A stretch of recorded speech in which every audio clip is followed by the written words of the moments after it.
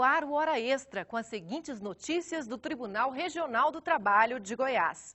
Goiás é um dos 7 estados que mais geraram empregos formais em 2007. Justiça do Trabalho Goiana finaliza a instalação de sistema de virtualização de peças processuais no primeiro grau. Trabalho rural é o tema do quadro de entrevistas com o juiz Fabiano Coelho de Souza. Goiás é um dos estados que mais geraram empregos formais em 2007, com a criação de 41.153 postos de trabalho. O saldo é recorde e supera em mais de 95% o resultado de 2006. Os dados são do Cadastro Geral de Empregados e Desempregados, CAGED, do Ministério do Trabalho. A indústria da transformação foi a atividade econômica que mais abriu vagas com carteira assinada. O trabalhador brasileiro não tem do que reclamar no ano de 2007. O Ministério do Trabalho registrou a maior expansão de vagas formais na história do país. Goiás está entre os 7 estados que apresentaram um recorde na geração de empregos ao lado de São Paulo, Rio de Janeiro, Rondônia, Tocantins, Ceará e Maranhão. A indústria de transformação foi a atividade econômica com o maior saldo de empregos em Goiás. 12.430 vagas criadas com carteira assinada. Em seguida, o setor de serviços ofertou empregos a 10.604 pessoas. E em terceiro, se destacou o comércio, que abriu 9.916 vagas.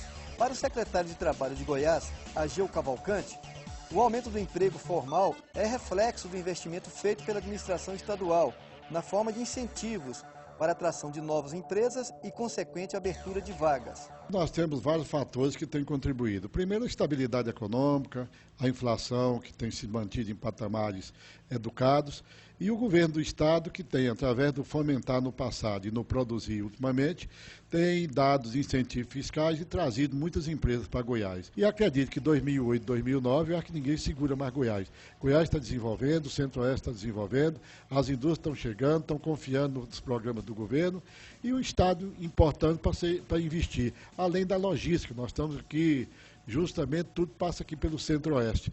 E o desenvolvimento, inclusive, da própria usina de açúcar que tem se implantado e que promete implantar mais, além de outras indústrias. Inclusive, já se cogita aí numa segunda indústria de veículos. Os dados confirmaram a expectativa do Ministério do Trabalho de fechar o ano de 2007 com o saldo de 1.600.000 empregos com carteira assinada, superando o recorde anterior de 1,5 milhão de vagas criadas em 2004.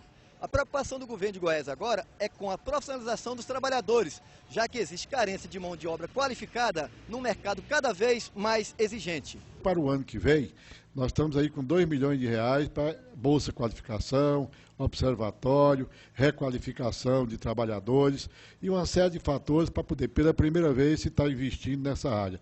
O parceiro maior do Estado, que montou uma estrutura muito grande nesse sentido, é o FAT, que é o Fundo de Amparo ao Trabalhador, que é justamente quem qualifica aqui recursos. Só que esse recurso tem diminuído a cada instante e a cada momento. É um paradoxo muito grande que o próprio governo federal, quando lança o PAC, que é o Programa de Aceleração do Crescimento, do outro lado, diminui os recursos para a qualificação profissional dos trabalhadores. Isso tem gerado um descompasso muito grande e problema que possibilita, num futuro não muito distante, nós temos aí um apagão de emprego. O TRT de Goiás antecipou sua entrada no mundo virtual. A Secretaria de Tecnologia da Informação encerrou em dezembro a primeira etapa do processo de virtualização dos autos no primeiro grau. As 36 varas do trabalho da capital e do interior já estão utilizando o sistema de despacho eletrônico, que simplifica as tarefas realizadas pelo servidor e agiliza o andamento do processo. Documentos como alvarás para o pagamento de parcelas de acordo já estão sendo expedidos eletronicamente com assinatura digital. Certificados digitais foram emitidos pela Caixa Econômica Federal, inicialmente para magistrados e diretores de vara. Bom, realmente esse processo ele veio dar uma celeridade maior e, consequentemente, a gente está conseguindo cumprir os despachos, as determinações do juiz com a maior rapidez. Como é que é feito isso na prática? Bom, os despachos são feitos, são confeccionados, a gente pega, faz o que a gente chama de carimbo, que são os despachos, os modelos normalmente que a gente tem, e a gente tem uma opção de fazer aleatoriamente, sem necessariamente os carimbos. Feito isso, a gente faz, remete para a pasta do juiz, o juiz analisa, verifica e faz a assinatura digital. Tudo isso via eletrônica? Tudo eletronicamente.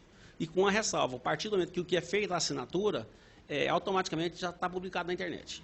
O diretor de Tecnologia da Informação do TRT, Humberto Magalhães Aires, afirmou que as ferramentas para a virtualização dos documentos já estão disponíveis e é preciso agora que todas as partes envolvidas no processo estejam informatizadas.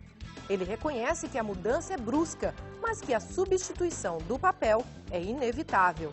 Bom, é uma situação nova, né? É uma quebra de paradigma, existe muita resistência em relação a isso, como qualquer outra mudança, não apenas na área de TI, é complicado, mas nós tivemos uma adesão enorme, principalmente dos magistrados, dos diretores de secretarias e dos assistentes.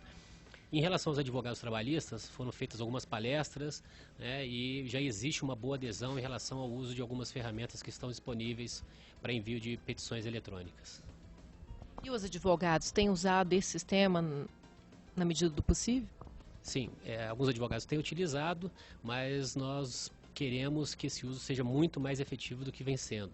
Ou seja, a nossa ideia é que em breve todas as petições encaminhadas ao tribunal, sejam iniciais ou interlocutórias, sejam feitas por meio eletrônico e com uso de certificados digitais. A informatização também beneficia os juízes do trabalho com a implantação do gabinete virtual. De casa ou de qualquer outro lugar, o magistrado pode despachar com assinatura digital, bastando para isso estar conectado à internet. A experiência tem sido muito boa, isso facilita bastante o trabalho e há uma estimativa de que vai economizar o trabalho dos servidores de secretaria em até 30%. Porque quando se assina um despacho virtual, automaticamente se gera uma série de outros arquivos, o que pode otimizar o trabalho dos servidores. E o senhor também já tem disponibilizado o gabinete virtual? O senhor tem se utilizado dessa ferramenta? Como é que está esse processo? Sim, já utilizei o gabinete virtual e ele permite que nós trabalhemos de qualquer lugar do mundo, como se estivéssemos no gabinete aqui no tribunal.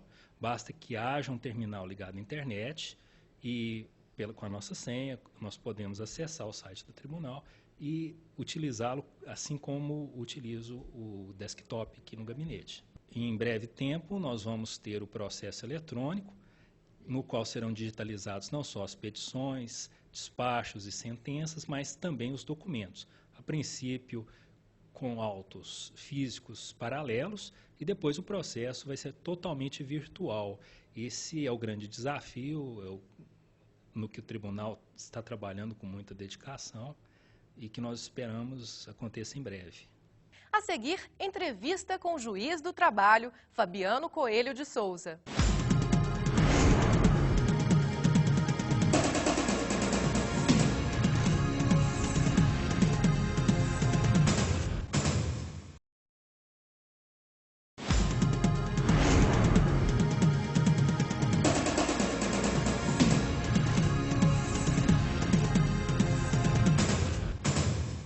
O programa Hora Extra está de volta com o nosso quadro de entrevistas. Segundo dados da Confederação Nacional dos Trabalhadores na Agricultura, CONTAG, o Brasil tem 20 milhões de trabalhadores rurais, entre assalariados, assentados e acampados. Em Goiás, são 150 mil empregados rurais assalariados. Nesta edição do Hora Extra, vamos conversar com o juiz do trabalho, Dr. Fabiano Coelho de Souza. E ele vai falar sobre as características do trabalhador rural, o trabalho escravo, cooperativas rurais, enfocando também as principais implicações da medida provisória 410, editada em 28 de dezembro de 2007, que propôs alterações à Lei do Trabalhador Rural. Doutor Fabiano, muito obrigado pela sua presença. Bom, doutor Fabiano, a Constituição Federal preconiza igualdade de direitos entre trabalhadores urbanos e rurais, mas ainda há características que os diferenciam juridicamente falando também. O senhor poderia falar um pouquinho sobre isso? Bom, a Constituição Federal de 88 representou um grande avanço para novas conquistas dos trabalhadores rurais, dada a isonomia, a equiparação de direitos entre urbanos e rurais. Porém, a Constituição estabelece direitos genéricos, possibilitando que o legislador, de acordo com as necessidades específicas da profissão, possa regulamentar alguns temas de forma diferente. E desta forma é que nós temos no meio rural alguns direitos previstos de forma diversa dos trabalhadores urbanos, justamente atendendo peculiaridades típicas dos trabalhadores rurais, como seriam aspectos vinculados a contratos de trabalho por prazo determinado e principalmente também a jornada de trabalho, que nós temos várias diferenciações em relação ao trabalhador urbano. Certo. A questão do trabalho noturno, que também se diferencia do urbano, como Sim. é que é essa história? Bom, para o trabalhador urbano, o trabalho noturno conta-se das 22 horas de um dia até as 5 horas da manhã do dia seguinte, com a previsão legal de uma redução fictícia, né? A hora de trabalho do trabalhador urbano é de 52 minutos e 30 segundos e ele tem direito a um adicional de 20% sobre as horas trabalhadas nesse horário noturno. Já para o rural não há essa redução fictícia da jornada, mas em compensação o adicional previsto para ele é de 25%, né? E há uma diferenciação até mesmo de acordo com a luz do dia, né, do horário noturno para o trabalhador rural, de modo que o trabalhador da agricultura é considerado noturno aquele que trabalha das 21 às 5 horas da manhã do dia seguinte e os da pecuária das 20 às 4 horas da manhã. Então haveria esses aspectos diferenciando uma e outra categoria. Esses aspectos que diferenciam o rural do urbano não chegam a ferir a isonomia entre os trabalhadores? De forma alguma, são peculiaridades efetivas que justificam haver legislação diferente, né? É o que ocorre principalmente na jornada de trabalho, onde o trabalhador urbano ele não pode ter um intervalo superior a 2 horas na jornada.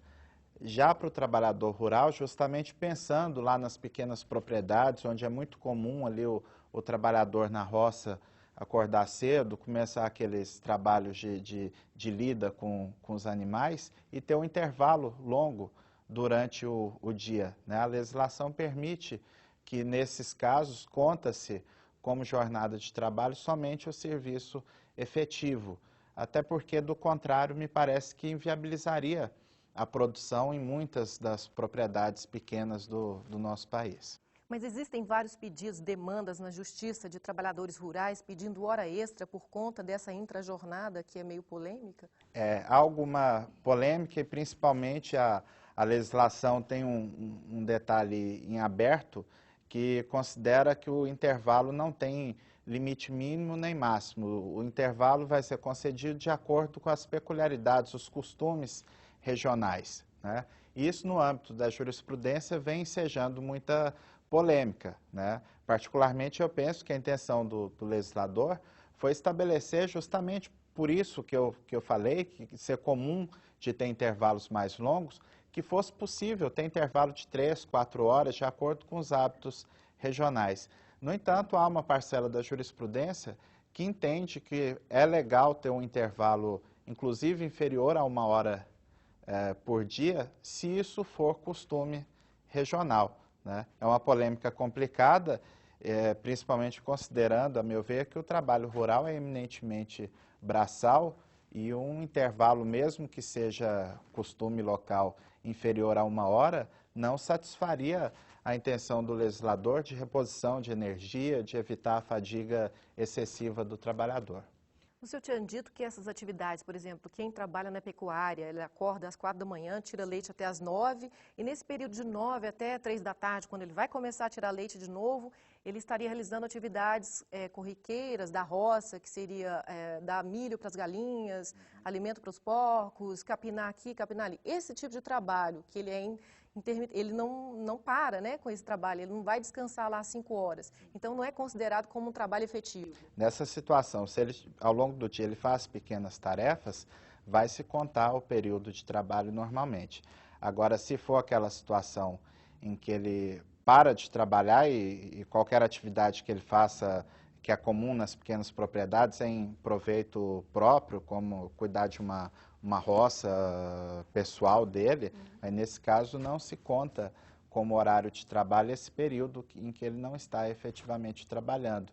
Enquanto que para o trabalhador urbano, se não houver acordo entre as partes, o que superar 2 horas de intervalo vai ser contado como serviço efetivo, para evitar que o trabalhador seja meio que escravizado pela sua jornada de trabalho. Só uma outra questãozinha que chama atenção também é a questão do salário utilidade, o salário in natura. Para o rural tem alguma diferença em relação ao urbano? Tem diferença quanto aos percentuais de desconto, né, que o empregador pode descontar até 25% a título de alimentação e a moradia 20%, enquanto que para o urbano os índices são inversos, né? Agora, o que enseja mais polêmica é a questão da moradia, né? O legislador recentemente quis resolver a questão colocando um dispositivo na lei de que se a moradia servisse como condição de trabalho, né, aquela situação que não dá para prestar o serviço se não for residindo na propriedade rural, que nesse caso não configuraria salário-utilidade, seria uma espécie de indenização mesmo própria do serviço. Agora, me parece que o legislador andou mal nesse ponto, porque exige que haja cláusula expressa no contrato dizendo que a moradia é indenizatória e não salarial, e nesse contrato tem que ter 2 testemunhas e notificação ao sindicato, né? Então são formalidades um tanto exageradas que nas pequenas propriedades nós percebemos que não por má fé, mas por desconhecimento mesmo os empregadores não fazem não cumprem essas formalidades legais, mas mesmo assim a jurisprudência vem se inclinando que nessas circunstâncias onde fica configurado que o fornecimento de moradia é imprescindível para a prestação de serviços, não se vem considerando como salário. Doutor Fabiano, uma outra questão que causa controvérsia é a caracterização do trabalhador rural. Existem critérios, né, que são utilizados para identificar o trabalhador rural. Mas sobre esse assunto nós vamos falar no próximo bloco, após um rápido intervalo. Voltamos já já.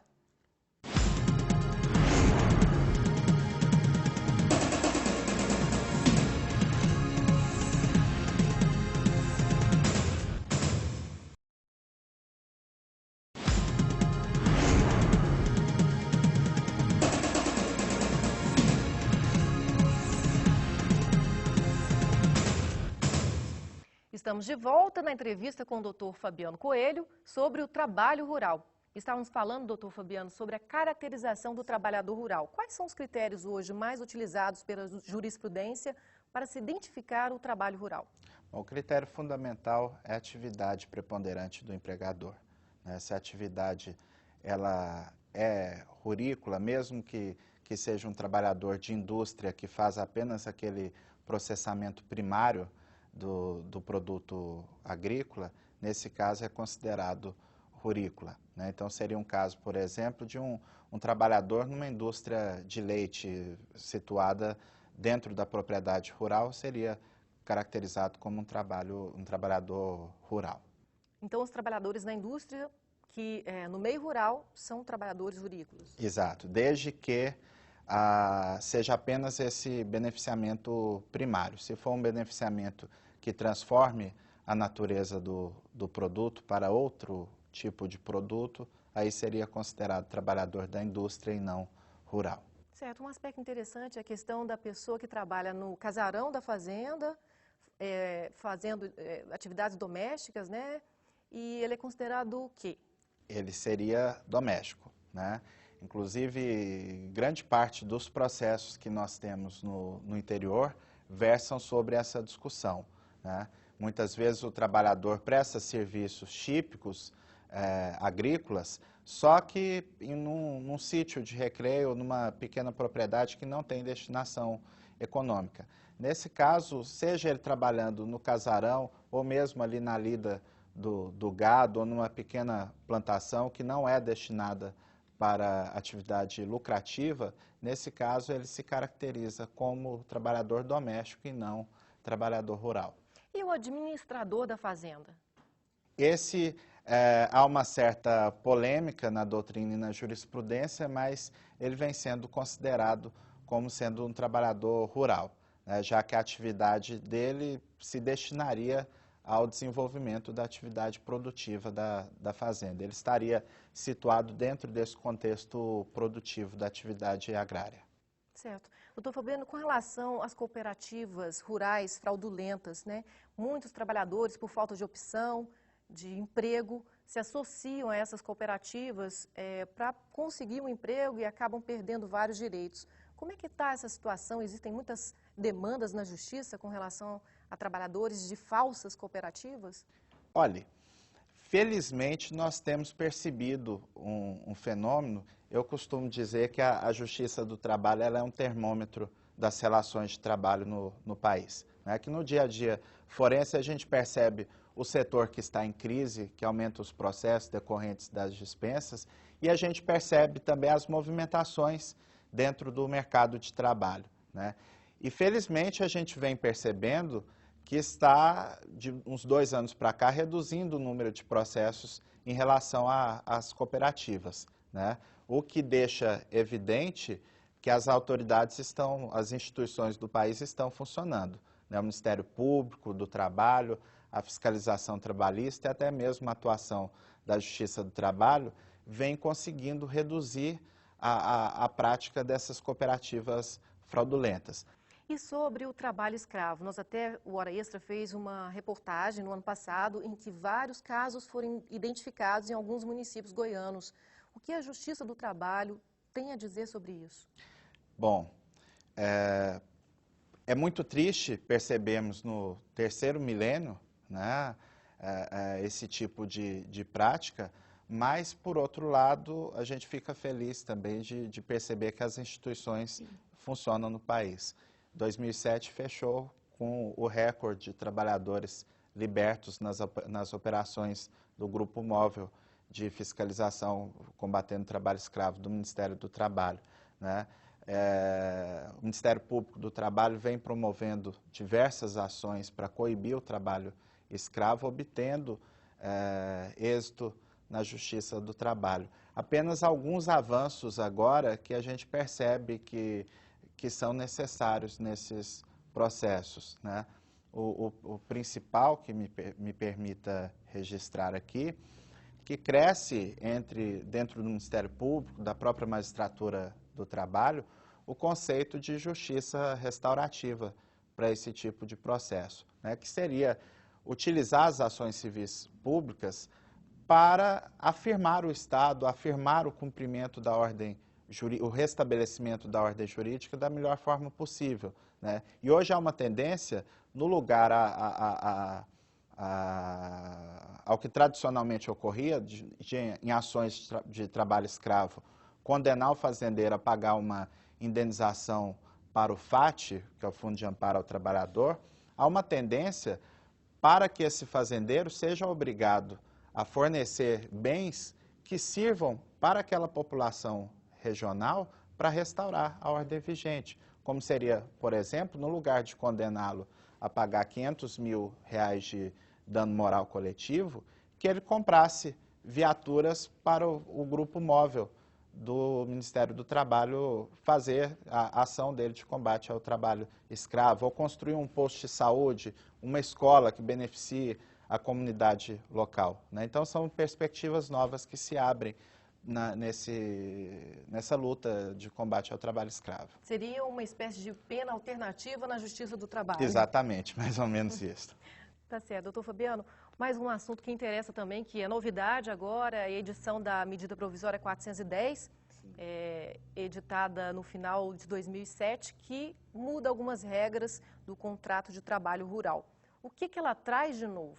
Bom, o que fundamentalmente ela altera é a possibilidade de contratos curtos, de até 2 meses, no prazo de 1 ano, de atividade temporária, por fazendeiro pessoa física, né? E esses contratos não precisam ser anotados na carteira de trabalho do empregado, nem tampouco é necessário ficha de registro ou registro no livro de empregados, né? A única formalidade que teria seria o empregador recolher o FGTS e o INSS daquele trabalhador e manter um contrato escrito constando que aquele contrato é da medida provisória 410. Isso aí não seria uma forma de precarização do trabalho rural? Olha, eu tenho certeza que no Congresso Nacional vai ser uma guerra a discussão deste projeto. A medida provisória ela é fruto de um anseio antigo da CONTAG, da CNA, que são as maiores entidades sindicais que representam os patrões e os empregados rurais, né? Então ela tem uma legitimidade de origem. No entanto, nós temos percebido que a base dos sindicatos de trabalhadores rurais estão muito preocupados com esta nova regra, entendendo que pode precarizar e jogar os trabalhadores rurais ainda mais para a formalidade, né? No entanto, nós não podemos deixar de considerar que a intenção da medida provisória ela é inversa.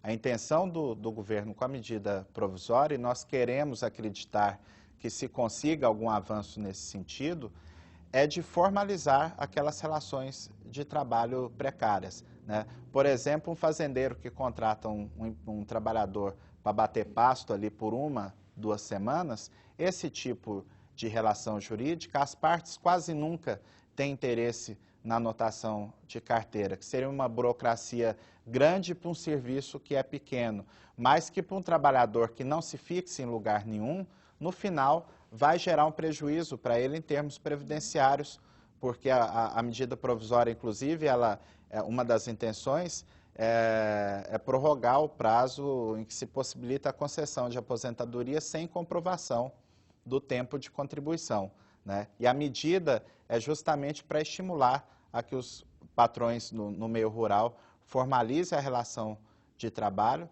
façam o recolhimento de INSS e garantam a contagem do tempo de contribuição, né? Então, muito embora haja uma polêmica grande e justa acerca do assunto, eu quero crer que a medida é positiva porque ela vai incluir no sistema previdenciário milhares de trabalhadores rurais que nunca tiveram a oportunidade de ingressar no sistema previdenciário. Ok, doutor Fabiano, muito obrigado pela sua presença. Obrigado. O Hora Extra fica por aqui. Obrigada pela sua atenção e até a próxima edição.